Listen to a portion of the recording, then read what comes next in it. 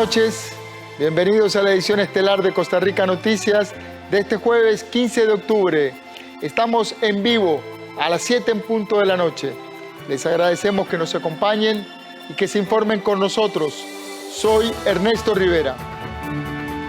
La negativa al diálogo que expresó el sector empresarial representado por la UCAEP desalentó el llamado al diálogo que hicieron el presidente de la República y el presidente del Congreso. La mesa de diálogo multisectorial que iniciaría el próximo sábado 17 de octubre fue cancelada por el director del Estado de la Nación debido a que no hubo confirmación de todos los sectores invitados a dialogar. Horas antes de esta cancelación, el movimiento Rescate Nacional había anunciado una tregua sin manifestaciones ni bloqueos para los próximos días. La pobreza llegó a su nivel más alto desde el año 1992. Según la última medición del INEC, 83.888 familias se sumaron a la pobreza en el último año. La cantidad de pobres llega al 26% de la población, lo que significa que hay 1,5 millones de personas que no pueden satisfacer las necesidades básicas para su supervivencia. A partir del próximo fin de semana podrán circular libremente todos los vehículos sin restricción de placas, pero la circulación estará permitida solo entre las 5 de la mañana y las 9 de la noche. Son días de una agenda noticiosa muy agitada, así que vayamos en este momento a ver nuestros titulares. Adelante.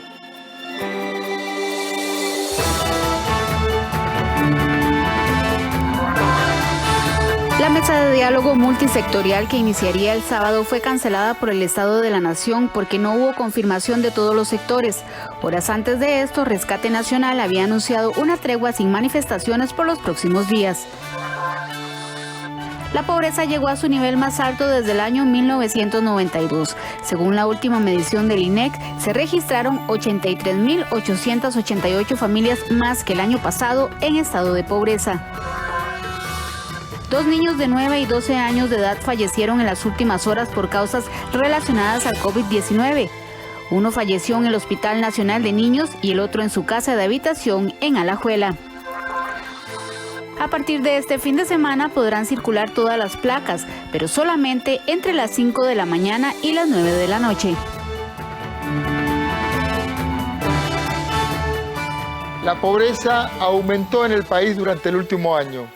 Según los resultados de la encuesta nacional de hogares realizada por el INEC, 420.000 hogares están en condiciones de pobreza. Además, hubo una fuerte caída en el ingreso de los hogares. Nuestra compañera, la periodista Ana Marta Arce, nos trae el desarrollo de esta información. Buenas noches, Ana Marta. Adelante. Hola, ¿qué tal? Muy buenas noches, don Ernesto y amigos televidentes. Tal y como usted lo comenta, la pobreza por ingresos en el país alcanzó un 26,2%. Es decir, la cifra más alta desde el año 1992. Esto quiere decir que 419.000 hogares están en condición de pobreza. Entre los datos que revela la encuesta nacional de hogares es que el ingreso promedio de los hogares presenta una fuerte caída, mucho producto de la pandemia. En la zona urbana el ingreso disminuyó 13,7% y en la zona rural 5,7%. Vamos a ver las declaraciones, o más bien vamos a ver la nota que preparó nuestra compañera Rita Valverde.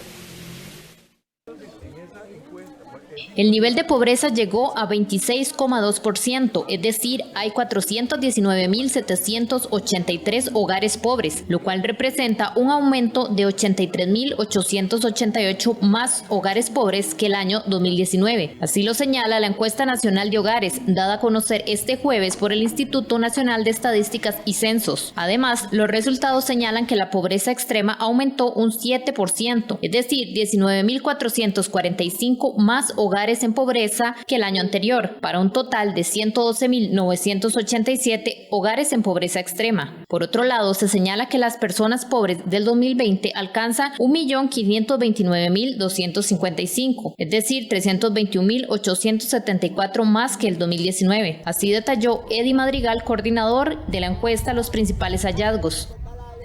Entre los principales resultados se encuentra una disminución en el ingreso de los hogares, específicamente de 12.2%, pasando de 1.016.000 colones en el año anterior a 891.000 colones en este año.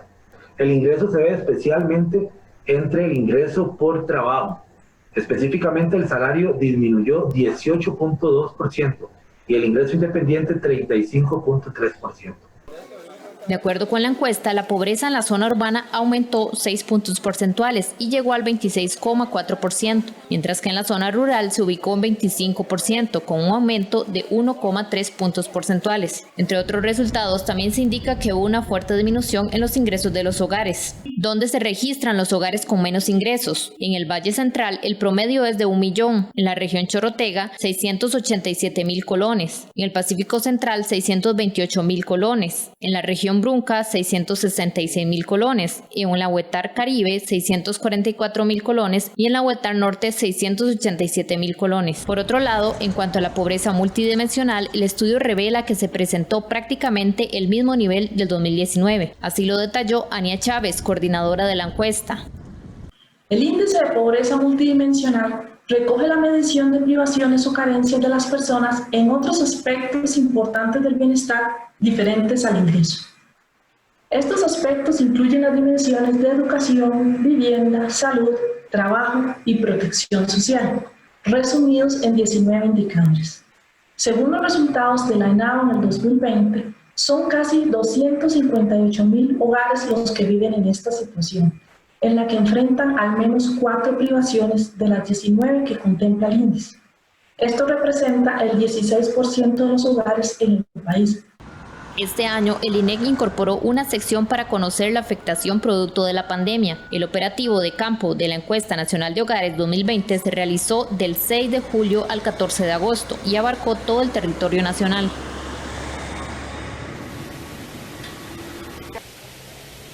Dentro de esos 419.000 hogares en condición de pobreza, conversamos esta tarde con doña Magali Cerdas, quien es vecina de Cartago y jefa de hogar. Ella tiene 2 hijas y debe velar también por su madre. Ella ahora nos comentaba que no tiene trabajo y se dedica a la venta de pan. Sin embargo, su situación económica se ha visto muy afectada durante este tiempo de pandemia. Ha buscado por varias ocasiones ayuda y es así como ha logrado mantenerse durante estos últimos meses, aunque afirma que ha sido muy difícil y preocupante. Vamos a escuchar parte de las declaraciones que nos dio esta tarde en su casa. A mí me ha afectado mucho lo que es el tiempo de pandemia porque yo hago pan para vender, o sea, tengo un pequeño emprendimiento que hace como 3 años empecé por mi bebé que tiene autismo, ya ella, o sea, abarca casi que todo mi tiempo, entonces tengo que sacar los tiempos en la noche para hornear, cuando ella duerme y en la mañana salgo a vender y los encargos que me dan, pero con eso sí se me ha venido muy baja la venta, tanto así que ya casi que no estoy vendiendo, o sea, no estoy vendiendo ya. ¿Cómo han hecho en ese tiempo que no ha vendido pan? Dice que tampoco, incluso ha solicitado ayudas, pero no ha recibido respuesta. Ahora, digamos, ellas cada una tiene, ¿verdad? Como tengo 2 hijas, cada una tiene su pensión. Con eso nos las vamos jugando. Y sí, este año salió diagnosticado con autismo, grado 2-3. Entonces el INMA sí me dio una ayuda como para la compra de comestible.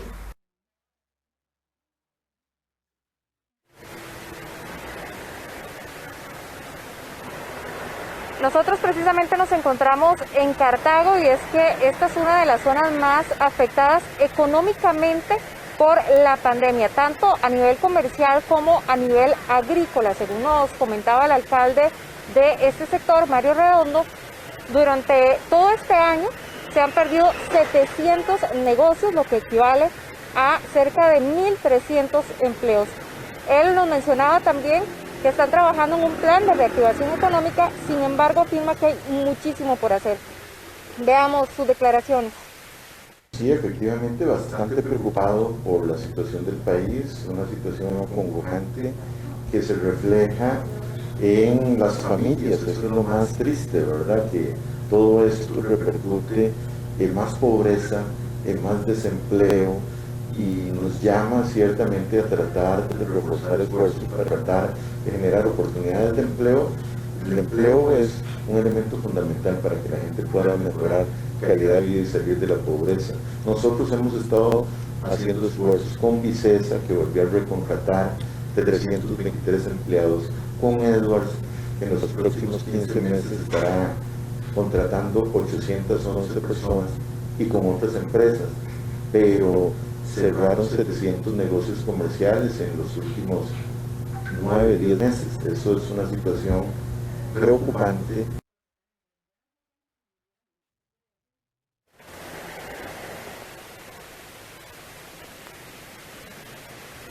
El presidente de Limas, Juan Luis Bermúdez, también emitió unas declaraciones esta tarde sobre los resultados de la encuesta. Él habló parte de los trabajos que han realizado durante todo este año y también las proyecciones o las metas que tienen a largo plazo. Veamos sus declaraciones. La tendencia tenemos que entenderla que no solamente es en Costa Rica, sino la tendencia es en América Latina, donde las tasas de pobreza, las tasas de desempleo y la vulnerabilidad de ciertos sectores se ha visto afectado más en este periodo.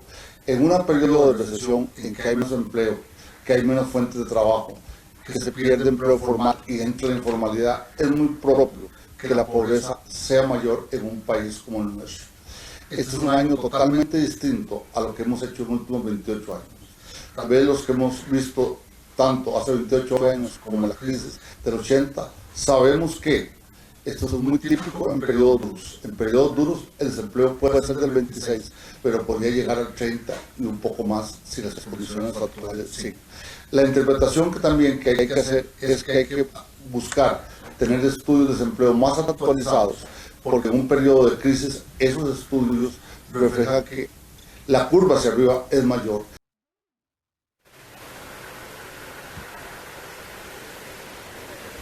Bueno, más bien estábamos escuchando y viendo las declaraciones del sociólogo Carlos Carranza, quien manifestó que de seguir con las mismas medidas por parte del gobierno, la pobreza podría llegar incluso a un 30% en el país. Indicó también que urge replantear el tema de los impuestos, brindar mayor capacitación y acceso a Internet, así como buscar el ingreso de nuevas empresas a nuestro país para generar nuevos empleos. Ahora sí vamos a ver entonces las declaraciones del presidente de Limas, Juan Luis Bermúdez. También estamos impulsando que 119,000 familias se incorporen a la estrategia Puente al Desarrollo, de tal manera que además de la protección social, cuenten con acciones de generación de capacidades e incorporación al mercado laboral. Igualmente, dado que las aulas del Ministerio de Educación Pública se han volcado hacia las pantallas de dispositivos o televisión, hemos tomado la decisión de ampliar el próximo año la cobertura, duplicándola, para llegar a 146,000 familias que necesitan de acceso a Internet y también de dispositivos. Igualmente, nos hemos socado la faja. Hemos generado ahorros que nos permiten mantener esa inversión social. Hemos cerrado con apoyo de la Asamblea Legislativa el FONAVE, de tal manera que esos recursos amplíen la inversión social. También hemos logrado direccionar 12,000 millones de las pensiones de lujo, de tal manera que ahora fortalecen el régimen no contributivo. Y avanzamos con la estrategia Costa Rica trabaja y se cuida, de tal manera que reactivemos los empleos en todas las actividades a lo largo y ancho del país. Don Ernesto y amigos televidentes, es la información que tenemos desde acá, desde Cartago, como parte de la problemática en el tema del desempleo y la economía. La empresa Baxter, de acá de Cartago, incluso hace 8 días tuvo que despedir a 70 de sus empleados. Es parte de la información que tenemos desde acá, desde Cartago. Vuelvo con usted al estudio principal, donde tiene más información. Buenas noches. Buenas noches a nuestra compañera Ana Marta Arce desde Cartago. La pobreza realmente nos pone en una situación de mucha fragilidad social. La Fiscalía tramita 5 denuncias en contra de los dirigentes del movimiento Rescate Nacional. Este jueves la Fiscalía los notificó porque mañana viernes serán indagados. El periodista Andrés Ortiz nos preparó una información sobre este tema. Gracias, buenas noches. Así es, esta tarde la Fiscalía notificó a los dirigentes del Rescate Nacional que han sido denunciados que el día de mañana a eso de las 8 de la mañana tienen que asistir a la Fiscalía para brindar o que más bien sean indagados por las denuncias. La Oficina de Prensa del Ministerio Público nos confirmó que son 5 denuncias que se acumulan en una sola causa, por el cual a 3 de los dirigentes del Rescate Nacional los están denunciando. Veamos. El Movimiento Rescate Nacional realizó este jueves una reunión en la Conferencia Episcopal para definir los pasos a seguir durante los próximos días. Fue ahí donde la Fiscalía llegó a notificar a 10 de los líderes del movimiento sobre la citación que tienen para este viernes a las 8 de la mañana en el Ministerio Público para que sean indagados tras varias denuncias. Como una pinta más que le sale el tigre, como un homenaje a cada uno de los hombres y mujeres que estuvieron llevando garrotes, gases, balazos por este nefasto gobierno. Estamos contentos, sacando el pecho por la gente. Vamos para adelante, aquí no hay nada que esconder. Mañana voy a la Fiscalía, 8 de la mañana. El Ministerio Público confirmó que hay 5 denuncias interpuestas contra Celi Moguido, José Miguel Corrales y Óscar Campos por los presuntos delitos de obstrucción de la vía pública, entorpecimiento de servicios públicos e instigación pública. Entre las 5 denuncias investigadas por la Fiscalía se encuentra la planteada por el gobierno la mañana de este jueves, firmada por los ministros de la Presidencia Marcelo Prieto, de Seguridad Pública Michael Soto y la ministra de Justicia y Paz Fiorella Salazar. La denuncia señala que tanto los líderes del movimiento como los demás sujetos cuya identidad se ignora y se debe investigar, sean responsables de delitos como asociación ilícita pública, obstrucción de la vía pública, entorpecimiento de servicios públicos, motín, atentado, incendio o explosión y responsabilidad de los promotores y directores, los cuales atentan contra la tranquilidad pública, poderes públicos, la autoridad pública y la seguridad común.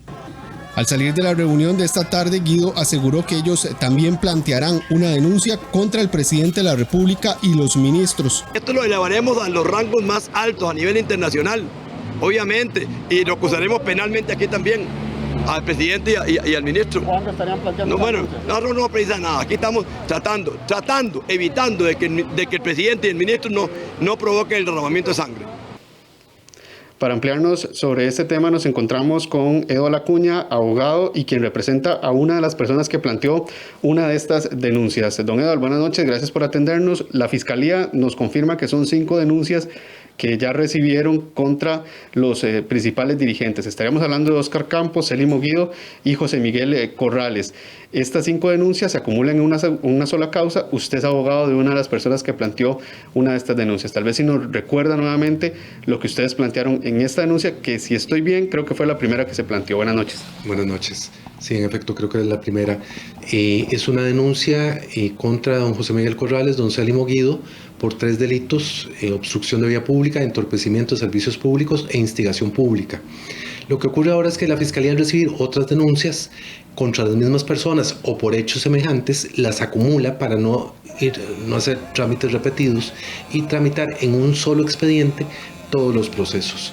Esto significa que al ser citados el día de hoy, deberán presentarse a la Fiscalía para ser informados del contenido de las denuncias, de las pruebas existentes dentro de cada uno de los expedientes y poder decidir si quieren declarar o no conforme lo permite el Código Procesal Penal. Don Eduardo, ¿en esta audiencia participan solo ellos, los denunciados, o también ustedes como representantes de los denunciantes participan en esta indagatoria de estas personas? En principio participa solo el Ministerio Público, las personas denunciadas y sus defensores. Muy bien, muchísimas gracias. Con gusto. Bien, don Eduardo Acuña, abogado de una de las personas que planteó una de estas 5 denuncias en contra de los dirigentes del Rescate Nacional, denuncias que han sido por los procesos del llamamiento a manifestarse, a los bloqueos y que, como les decía, ya se acumulan entonces 5 denuncias hasta el día de hoy. Ahora vamos a ver una nota que preparamos sobre los bloqueos, cómo se mantenían hasta el último corte por parte del Ministerio de Seguridad, y también la información que da a conocer Célimo Guido, donde señaló esta tarde que dan una tregua al gobierno hasta el miércoles y levantan los bloqueos por lo menos hasta ese día. Veamos. En la reunión del Movimiento Rescate Nacional de este jueves por la tarde acordaron levantar los bloqueos para dar lo que ellos llaman una tregua al gobierno. El llamado a no realizar más bloqueos se hizo hasta el próximo miércoles. Eso fue el acuerdo de la Asamblea, no mío. Y damos tiempo hasta el miércoles. Y el miércoles iniciará este país, si no hay ninguna resolución positiva aparte del presidente, iniciará este país, amanecerá otra vez convulsionado con actividades de todo tipo. Yo no sé cuál, el pueblo es espontáneo. Hasta las 4 de la tarde, y de acuerdo con el Ministerio de Seguridad, no se reportaban bloqueos. Por otra parte, la Unión Costarricense de Cámaras y Asociaciones del Sector Empresarial Privado, UCAEP, decidió este jueves continuar con el foro de diálogo convocado por la Asamblea de Trabajadores y Trabajadoras del Banco Popular y no asistir a la mesa convocada por el presidente de la República. De acuerdo con Álvaro Jenkins, presidente de la UCAEP, está desequilibrada la mesa que impulsa al gobierno porque no garantiza la representación de todos los sectores de la sociedad en la búsqueda de una solución. El Estado de la Nación suspendió la mesa de diálogo pactada para el sábado debido a que no se logró conformar con todos los sectores. 12 sectores confirmaron su participación, 2 pidieron más tiempo, 7 no respondieron y 4 rechazaron su participación. Hechas las verificaciones del caso, me permito informarles que la Mesa de Diálogo Multisectorial 2020 no pudo ser conformada por el Programa Estado de la Nación del Consejo Nacional de Rectores dentro de los términos de la convocatoria que ustedes confiaron en mí y que efectuaron en la cadena nacional del día domingo 11 de octubre. La regla era clara. O todos los sectores aceptaban participar en el diálogo multisectorial o esta instancia no se conformaba. Nuestra convocatoria sigue abierta porque Costa Rica necesita dialogar para resolver la emergencia fiscal. Trabajaremos en las próximas horas y días de manera multisectorial para alcanzar la mejor fórmula que permita concretar el diálogo. Fue lo que señaló esta tarde el gobierno tras la suspensión de la mesa de diálogo. Bien, de esta manera es la información que tenemos. El regreso con ustedes al estudio. Buenas noches. Muchas gracias por este amplio informe a nuestro compañero Andrés Ortiz.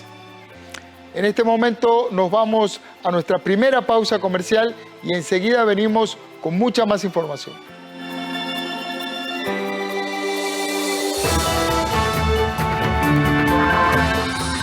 Dos niños de 9 y 12 años de edad fallecieron en las últimas horas por causas relacionadas al COVID-19. Uno falleció en el Hospital Nacional de Niños y el otro en su casa de habitación en Alajuela.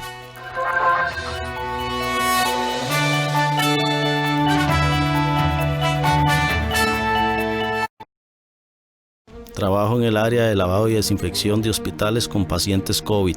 El despedir una paciente al lado de una enfermera, contemplábamos sus últimos minutos. Fue muy impactante.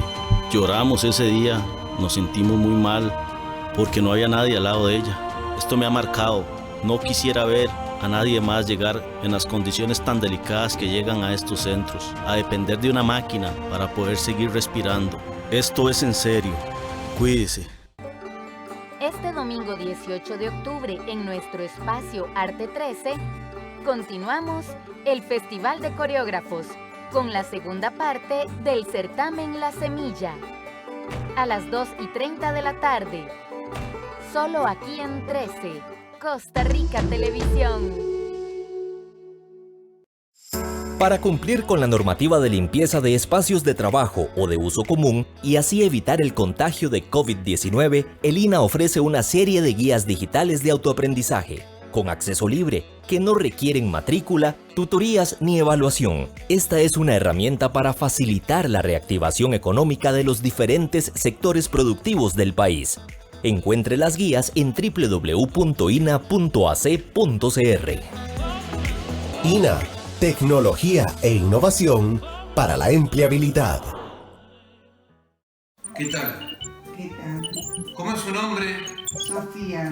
A partir del 19 de octubre y en conmemoración del mes del adulto mayor, presentaremos la miniserie argentina de microdocumentales La Abuela Sofía. Esta es mi abuela Sofía y el de al lado soy yo. Siempre tuve la necesidad de sentirme más cerca de ella. Donde se narra el reencuentro de una abuela en sus últimos días con su nieto a través de la música y nos conmueve hasta lo más hondo. ¿Pero vos sos un personaje o sos una abuela de verdad? Soy una abuela de verdad. De lunes a viernes a las 5 de la tarde, aquí en 13, Costa Rica Televisión.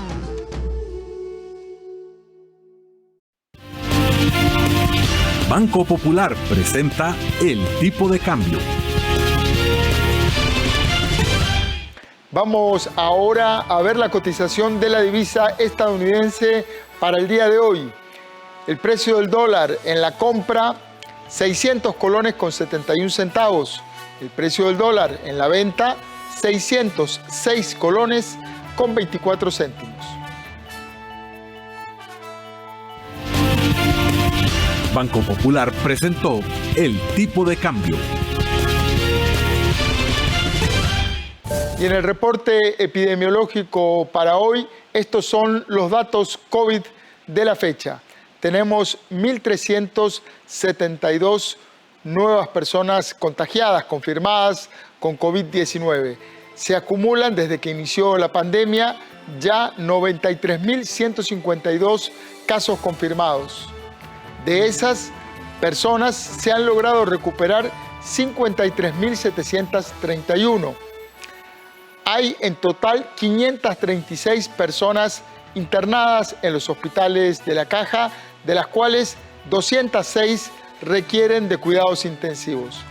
Lamentablemente han fallecido 25 personas en las últimas 24 horas por causas asociadas a la COVID-19. En total llegamos a un acumulado de personas fallecidas desde que inició la pandemia de 1.159 personas fallecidas. Y lamentablemente el Ministerio de Salud reportó la muerte de 2 niños con causas relacionadas a la COVID-19. Se trata de los primeros fallecimientos de menores de edad por el virus desde que inició la pandemia.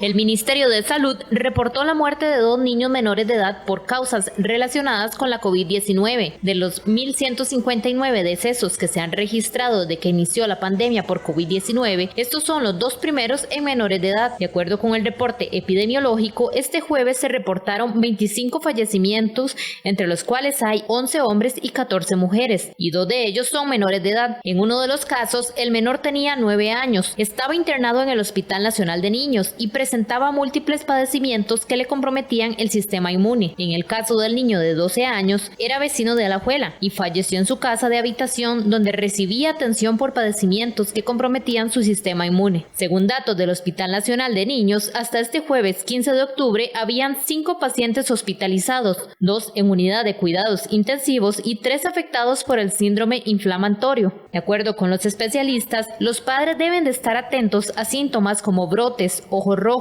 dolor abdominal en niños. Si alguien de la familia tiene COVID-19, estos síntomas pueden estar relacionados al síndrome inflamatorio multisistémico en niños.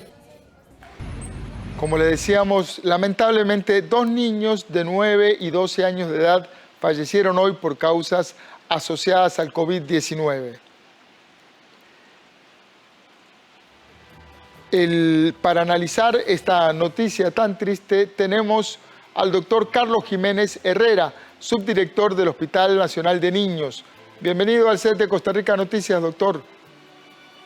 Buenas noches y muchísimas gracias por la oportunidad que nos dan de conversar con su estimable teleaudiencia. Doctor Jiménez, estas son las 2 primeras muertes infantiles por causas asociadas al COVID-19.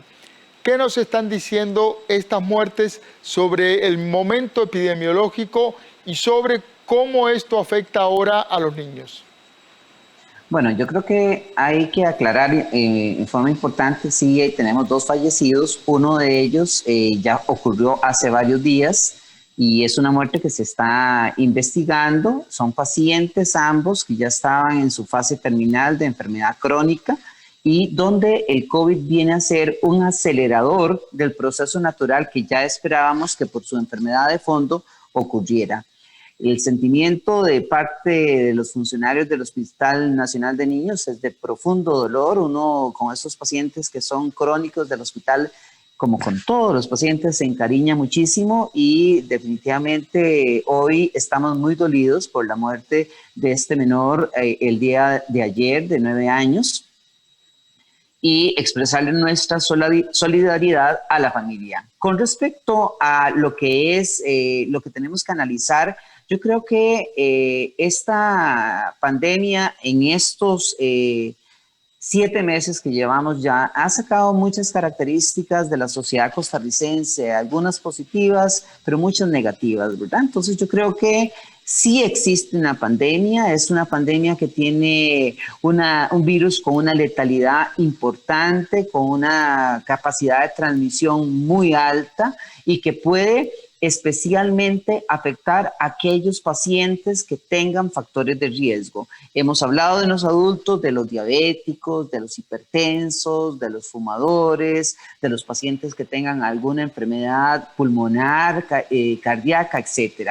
Y en los menores de edad estamos hablando de todos aquellos pacientes crónicos en los cuales se afecta la condición inmunológica, es decir, su sistema de defensa no tiene la capacidad de poderse defender igual que lo hacen la mayor parte de los niños. ¿Por qué? Porque hemos visto cómo la mayor parte de las personas menores de edad han evolucionado favorablemente.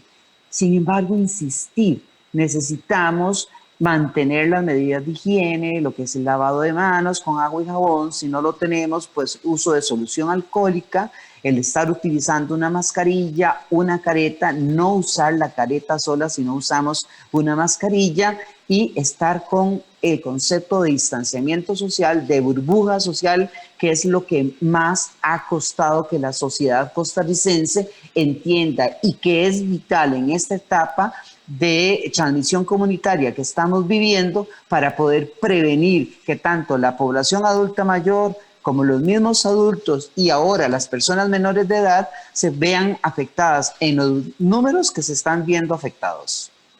Doctor, además el Hospital de Niños tiene otros 5 chiquitos internados por COVID y 3 están en cuidados paliativos. ¿Cuál es la situación de ellos?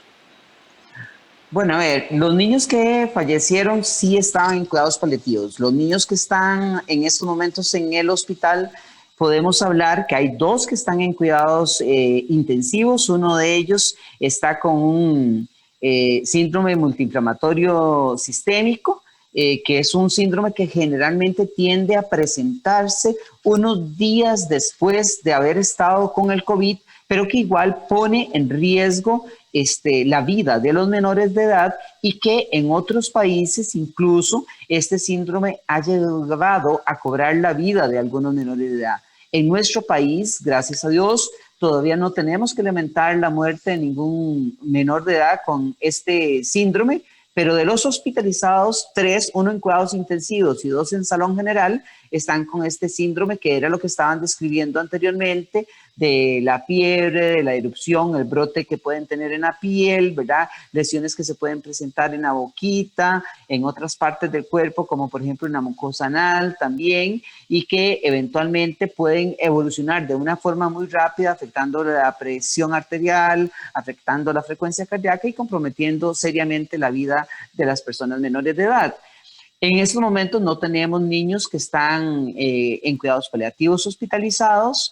El último que teníamos de cuidado paliativo fue el que lamentablemente nos falleció el día de ayer, pero sí tenemos menores lactantes que están con infecciones asociadas a COVID y con cuadros febriles que están estables en estos momentos. Los 2 más delicados son los que están en cuidados intensivos. Uno de ellos ya lleva más de 18 días y tiene otra patología que fue la causa que lo llevó al hospital, y dentro del diagnóstico inicial que nosotros le hacemos a estos pacientes se les hace la prueba de COVID y ahí fue donde detectamos que también tenía COVID, lo que ha dificultado un poquito más el manejo de este paciente. Sin embargo, ha ido mejorando lentamente sin que haya salido todavía de su fase de paciente grave, ¿verdad? La paciente del MIS también ha ido evolucionando lentamente. Doctor Jiménez, las medidas preventivas para este síndrome inflamatorio multisistémico son similares entonces a las que hay que hacer para evitar contagiarse el COVID. Por supuesto que sí, porque, a ver, el síndrome inflamatorio multisistémico se va a presentar en cualquier paciente. Nosotros no podemos prever cuál es el niño que pueda presentar esta complicación, por así decirlo, del COVID. Lo que tenemos que advertir es prevenir el COVID. Y el COVID lo prevenimos con medidas de higiene, con medidas de distanciamiento social, con mantener esas burbujas sociales, con no estar en lugares muy hacinados de población.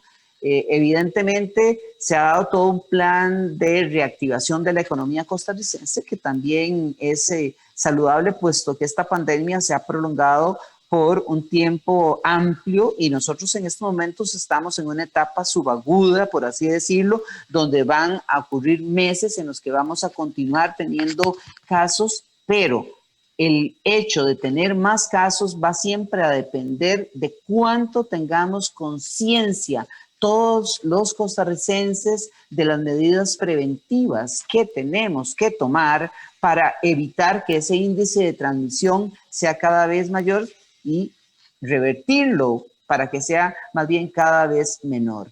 Eso es un comportamiento que es muy variable, pero en el tanto bajemos la guardia y nos descuidemos, el riesgo que se presenta de que más personas puedan fallecer, sobre todo los grupos etarios más avanzados, y que más niños estén propensos a sufrir este síndrome multiinflamatorio sistémico, es muchísimo mayor.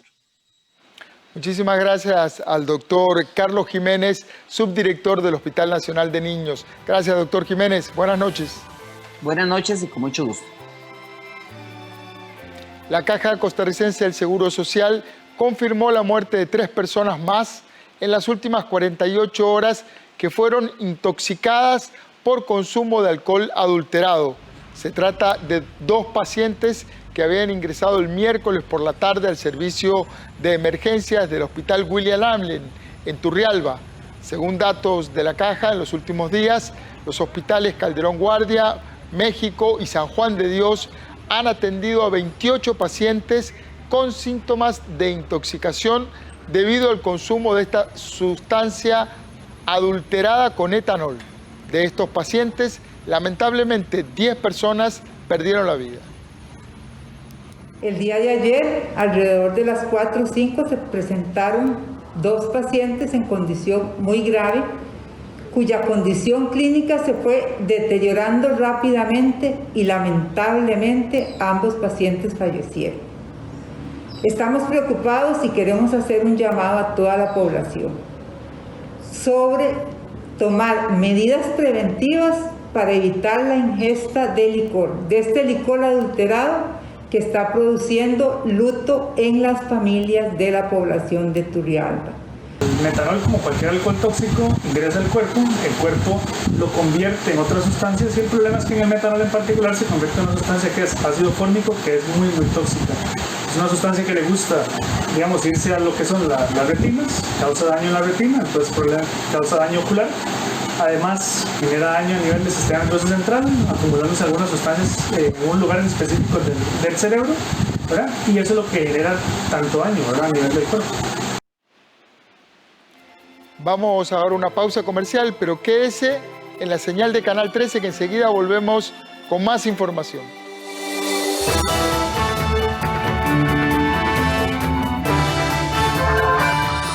A partir de este fin de semana podrán circular todas las placas, pero solamente entre las 5 de la mañana y las 9 de la noche.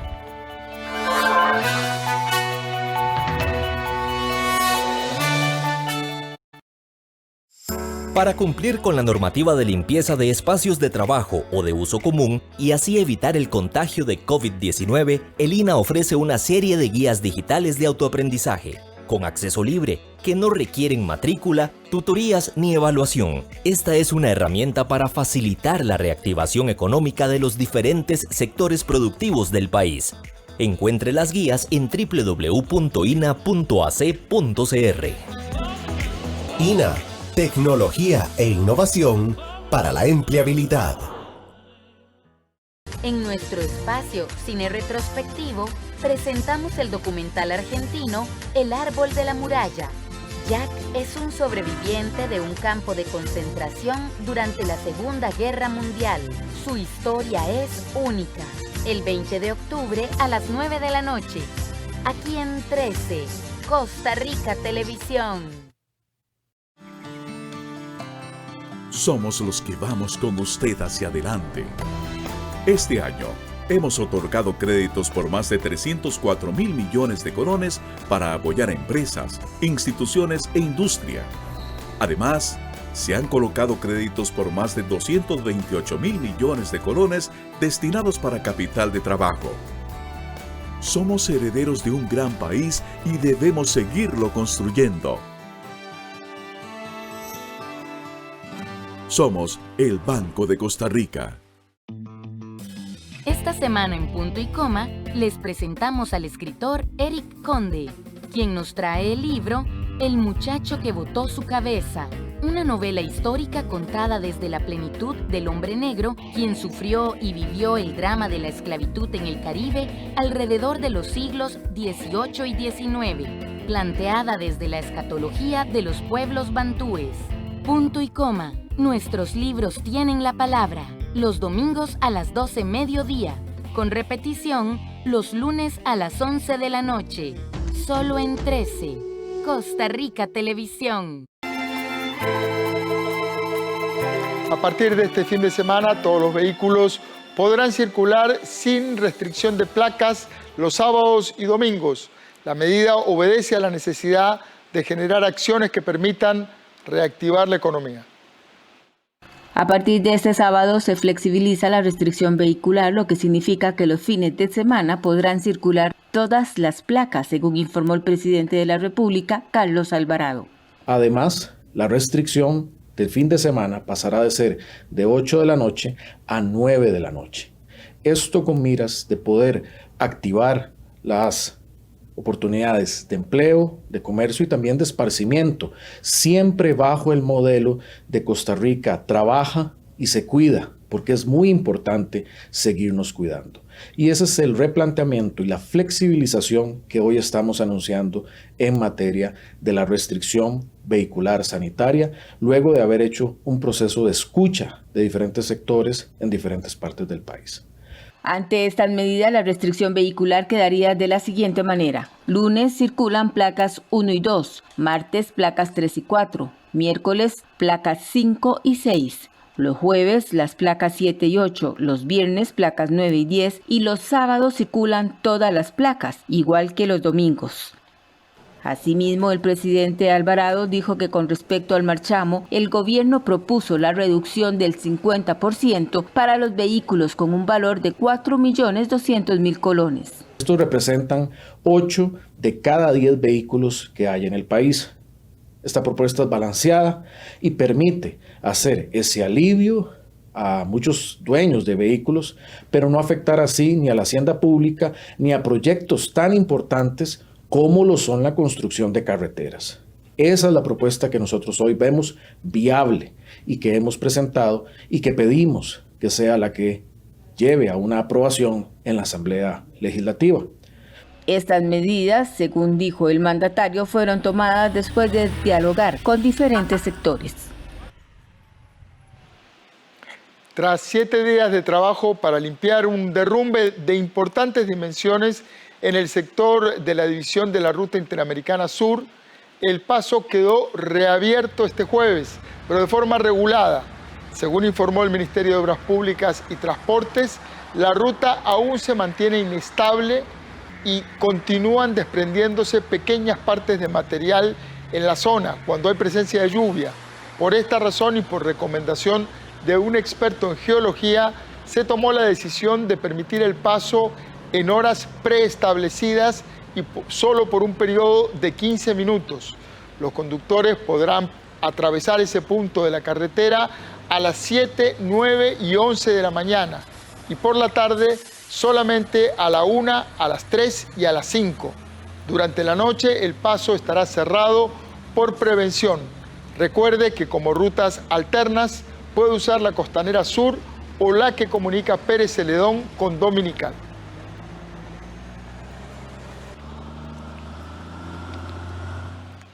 Con el fin de que las pymes incrementen sus ventas, la Cámara de Comercio lanzó una nueva herramienta electrónica para que vendan en línea, hagan sus pagos y ofrezcan sus servicios. Dado que la COVID-19 afectó el comercio nacional, la Cámara de Comercio de Costa Rica presentó una nueva herramienta denominada ISNIU. La finalidad es incrementar las ventas de las pequeñas y medianas empresas pymes. Este instrumento les permite a las empresas vender en línea de forma más accesible y directa a sus clientes, además de hacer los pagos y brindar el servicio logístico por medio del retiro de tienda o de servicio a domicilio. Esta herramienta ISNIU le permite al empresario de una forma muy sencilla y de una forma ágil tener una amplia gama de productos que pueden ofrecer a través del comercio electrónico con una herramienta que le permite adicionalmente contar también con los elementos para ligarlo a redes sociales y a otras plataformas de comercio. Los representantes de las empresas encargadas de proveer las herramientas aseguraron que la aplicación es muy sencilla y rápida. Nosotros creamos estas plataformas y por medio de web service, de una comunicación interna electrónica, podemos conectar las páginas web de los comercios con las páginas, con los servicios de las empresas logísticas. Nidux lo que viene a fortalecer en este ecosistema de comercio electrónico es todo un desarrollo para que las empresas puedan tener su canal comercial dentro de Internet, dando así que puedan tener la tienda virtual y puedan interconectar diferentes entes financieros, empresas de logística como lo que está haciendo PixCR y ayudando a todas las empresas a tener un lanzamiento rápido en su e-commerce, por medio también de un proceso de educación y capacitación a los emprendedores y a las empresas costarricenses. El presidente de la Cámara de Comercio, Julio Castilla, dijo que el sector comercial está compuesto por 17.194 empresas, lo que equivale al 25% del parque empresarial y genera cerca de 280.000 empleos. Agregó que el mes de marzo, cuando inició la pandemia, ha esperado con ansias una reactivación económica que le permita generar bienestar a las familias costarricenses. Vamos ahora a hacer una breve pausa comercial y enseguida regresamos con más información.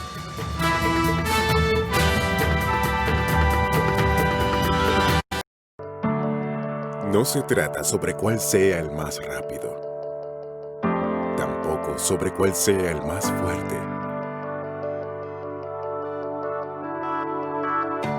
ni quién esté encima de la cadena, o los que se encuentren más abajo.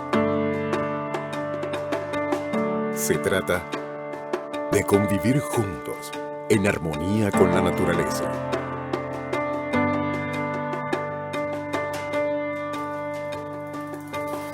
Banco Nacional, porque juntos somos progreso.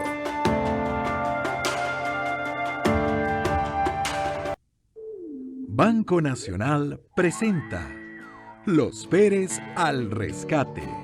Hoy hablaremos de un tema muy interesante, urgente e importante. Hoy te contaremos sobre los parques nacionales. Sí, los parques nacionales y zonas de reserva suelen ser áreas protegidas de conservación. Son hermosos lugares donde se preserva la vida silvestre o el patrimonio arquitectónico de los países. Los parques son de suma importancia, incluso para el planeta, ya que gracias a ellos se logra mitigar el cambio climático. Son importantes corredores biológicos por donde transita innumerable cantidad de animales que incluso migran de un país a otro. En los parques podés disfrutar de cosas sorprendentes, conocer volcanes, zonas costeras, lugares donde se cosecha el viento con eólicas. Ir a observar distintas especies de aves, reptiles, insectos, mamíferos, flora exuberante o árboles gigantes. Hay parques que protegen la vida marina y también hay otros que preservan el patrimonio ancestral, como pirámides, montículos o calzadas de piedra construidas hace mucho tiempo. Pero es muy importante cuidarlos y no olvidar que son de gran importancia para los países, pues contribuyen además a atraer turismo, que a su vez genera empleo y recursos económicos para las comunidades. El planeta necesita de nuestra ayuda. Somos los Pérez al Rescate. Protejamos el medio ambiente con los Pérez al Rescate y el Banco Nacional.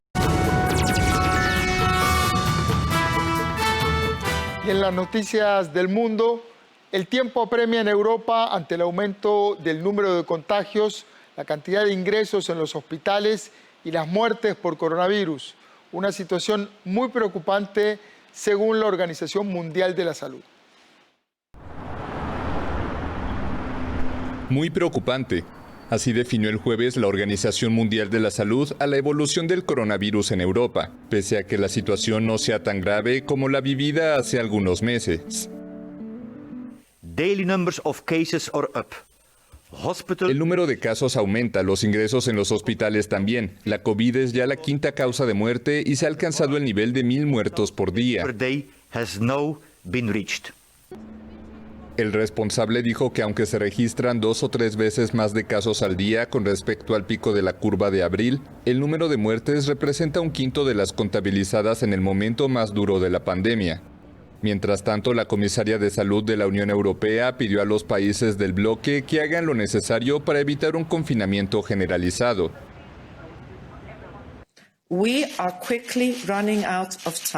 El tiempo apremia. Todos deben hacer lo necesario para evitar los devastadores efectos sociales, económicos y sanitarios de un confinamiento generalizado. Los puntos rojos en el mapa de Europa aumentan cada día. Alemania, tomada como ejemplo al comienzo de la pandemia, marcó un récord de más de 6.600 casos nuevos, pocas horas después de que se anunciaran nuevas restricciones. El uso de mascarillas será obligatorio en las regiones que registran más de 35 nuevos casos por cada 100.000 habitantes, y se limitará el número de participantes en eventos privados a 15. En Inglaterra, Londres y otras 7 zonas del país, en total unos 11 millones de personas, pasarán del actual nivel de alerta medio a alto desde la medianoche del viernes. Esto implica la prohibición de reunirse con familiares y amigos en espacios cerrados, y se mantiene el cierre de bares y restaurantes a las 22 horas. Por su parte, el gobierno francés aplicará un toque de queda nocturno en París y otras ciudades a partir del fin de semana. Nadie podrá salir de casa entre las 21 y las 6 horas, salvo por motivos de salud o profesionales, bajo pena de una multa de 135 euros. La medida fue decretada en principio para 4 semanas, pero el gobierno espera poder extenderla hasta el 1 de diciembre. El candidato presidencial de la izquierda, Luis Arce, cerró su campaña electoral para los comicios del próximo domingo en Bolivia, después de que su rival de centro, Carlos Mesa, llamara a derrotar definitivamente el proyecto socialista del exmandatario Evo Morales. Cierre de campañas electorales en Bolivia. El candidato presidencial izquierdista Luis Arce sostuvo el miércoles su último mitin previo a los comicios del domingo. Arce defiende la bonanza económica y reducción de la pobreza durante los gobiernos de su padrino político, el expresidente Evo Morales, de quien además fue ministro de Finanzas. En 11 meses, la derecha ha mostrado su apetito, su ambición del poder repartirse el Estado como un botín de guerra, robar al pueblo boliviano y además ha mostrado su incapacidad de manejar el país. Su principal rival, según los sondeos, el expresidente de Centro, Carlos Mesa, cerró su campaña un día antes en la ciudad de Santa Cruz, donde se pronunció por evitar que la izquierda vuelva al poder. Que quede claro, que nadie se equivoque, porque somos los únicos que podemos derrotar definitivamente a Morales y Arce, porque Arce no es otra cosa que Morales, y Morales, never in the life. Mesa y Arce son los únicos de los 6 candidatos con opciones de ganar según las encuestas, aunque es posible que la contienda deba definirse en un balotaje el 29 de noviembre. En los comicios también se renovará la totalidad del Congreso, controlado ahora por el partido de Morales. Las elecciones sustituyen a las realizadas el año pasado, que fueron anuladas tras las denuncias de fraude en favor de la reelección de Morales a un 4º mandato. Convocadas por el colectivo feminista chileno Las Tesis, decenas de mujeres acudieron al puerto de Valparaíso para enterrar en un simbólico funeral en el mar a la Constitución vigente. Juntas, ahuyentamos el miedo. Un funeral simbólico. Decenas de mujeres acudieron el miércoles al puerto de Valparaíso para enterrar la Constitución de Chile, impuesta en 1980 por la dictadura de Augusto Pinochet. La actividad tuvo lugar 11 días antes de un plebiscito que preguntará a los chilenos si quieren una nueva Carta Magna. El plan era tirar al mar la Constitución, pero luego sumaron la idea de lanzar todos los conceptos negativos para la figura femenina que quieren erradicar. Cada una escribió patriarcado, femicidio, desigualdad, diferencias en las leyes y todo lo que sufrimos las mujeres. La actividad fue convocada por el colectivo feminista Las Tesis, que saltó a la fama el año pasado con su performance Un violador en tu camino, contra la violencia machista. La Constitución de Chile fue señalada desde el inicio de las protestas sociales hace un año como el origen de las desigualdades en el país. El próximo 25 de octubre, los chilenos decidirán en un plebiscito si se redacta o no una nueva Constitución.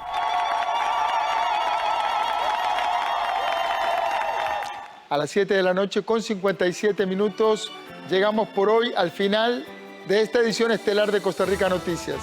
Muchas gracias por haberse informado con la señal de Canal 13. Intentamos darle noticias y contexto.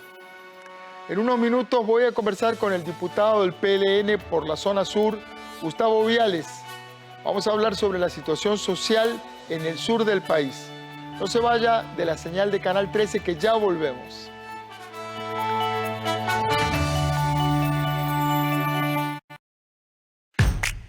Soy Oscar, mis amigos me esperan porque hoy toca cletear. Salimos a las 6 de la mañana, vamos con todo. En ruta paramos para tomar algo, disfrutar del paisaje y tomarnos unas fotos todos juntos para subir a las redes.